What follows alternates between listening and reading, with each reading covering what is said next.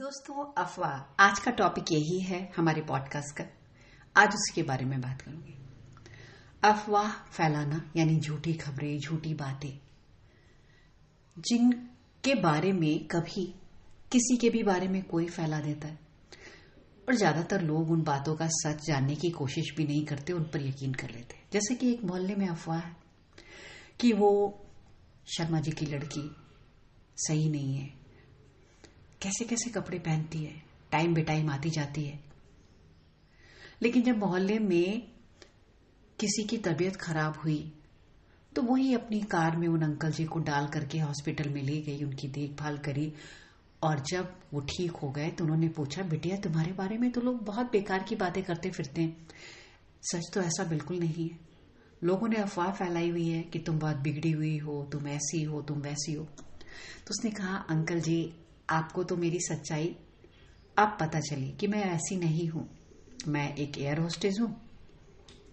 पिताजी रिटायर्ड हो गए, उनकी तबीयत ठीक नहीं रहती, भाई मेंटली डिस्टर्ब है, माँ है नहीं, तो मुझे ही ज्यादा घर के बाहर के काम करने पड़ते हैं और मैं टाइम बे टाइम आती जाती हूँ। अब मैं कपड़े कैसे भी पहनूं, इससे किसी को क्या लेना देना। मेरे कैरेक्टर के बारे में मैं अच्छे से जानती हूँ और जो लोगों को जो बातें करनी है उनको सफाई देने पर भी वो कुछ भी सोचेंगे। आपको सच पता चल गया, आपको पता चल गया कि मैं ऐसी नहीं हूं, मैं कितने लोगों का मुंह बंद करूंगी। और मुझे सच में उसकी बात सही लगी कि मुझे अगर मैं बीमार नहीं होता और वो मुझे हॉस्पिटल नहीं लाते तो मुझे उसकी सच्चाई भी पता नहीं चलती। तो हम लोग जो है झूठी बातों पर यकीन कर लेते हैं और सत्य को जानने की कोशिश भी नहीं करते। ऐसे ही जैसे कि एक व्यक्ति जो बड़े ही धर्मात्मा पुरुष कहलाते थे और लोग उनके बारे में कहते थे बड़े धार्मिक आत्मा हैं, खूब दान पुण्य करते। एक महिला जब मुश्किल में पड़ी और उनसे मदद मांगने के लिए गई तो उन्होंने तो उसकी इज्जत लूटने का प्रयास किया। बाद में उसने ही बताया, तब पता चला कि वो धार्मिक आदमी कुछ नहीं है, बहुत ही चरित्रहीन है। तो हमें सच का पता लगाना चाहिए, अफवाहों पर ध्यान नहीं लेना चाहिए, नहीं देना चाहिए। ऐसी ही अफवाह को ध्यान में रखते हुए मैंने एक कहानी लिखी है। मैं कहानियां लिखती हूँ, कविताएं लिखती हूँ, लेख लिखती हूँ।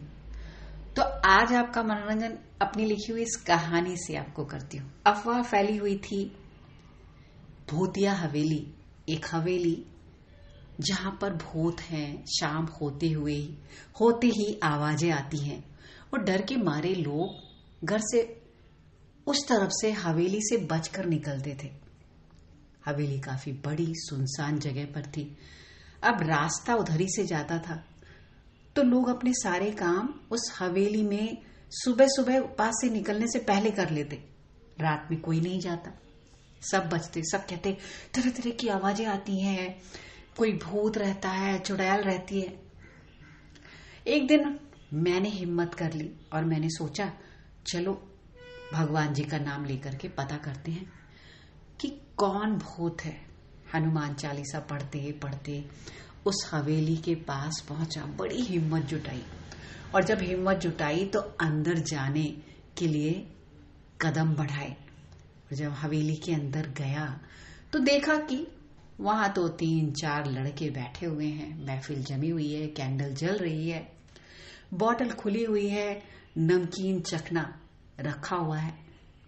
मैंने आवाज देकर पूछा, क्यों भूत भाई, क्या हो रहा है?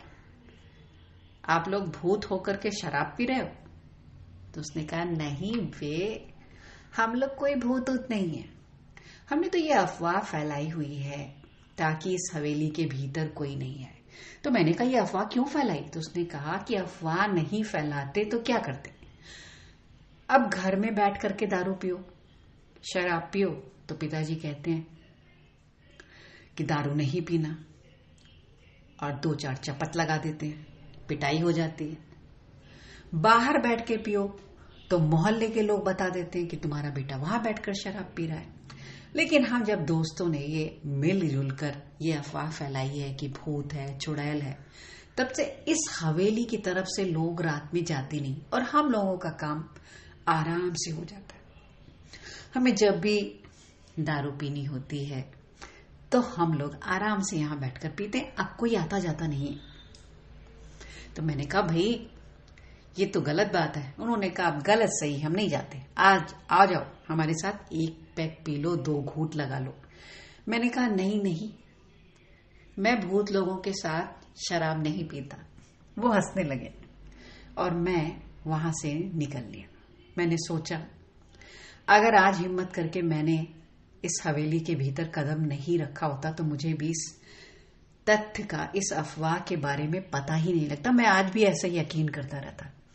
अब मैं बेफिक्र होकर टाइम बे टाइम उस हवेली के आसपास से गुजरता हूं। अब मुझे कोई डर नहीं लगता। मन में आया तो है कि इन लोगों की सच्चाई लोगों के सामने रख दूं, लेकिन जब तक मेरे पास कोई सबूत नहीं हो तब तक मैं इनकी सच्चाई कैसे बताऊं। तथ्य जुटा रहा हूं, सारे सबूत जब इकट्ठा हो जाएंगे तो इनकी सच्चाई भी लोगों के सामने रख दूंगा। तो दोस्तों, आपको ये मेरी लिखी हुई कहानी कैसे लगी? तो जो ये भूतिया हवेली की जो अफवाह फैलाई हुई थी, लोग आज भी डर डर के निकलते हैं, मैं बेफिक्र होकर के जाता हूं। तो आप भी सुनी सुनाई बातों पर, अफवाहों पर बिल्कुल ध्यान न दिया कीजिए। सत्य को जांचा करिए और परखा कीजिए। मैं उपासना मिश्रा, कुछ सोचे और बोले से।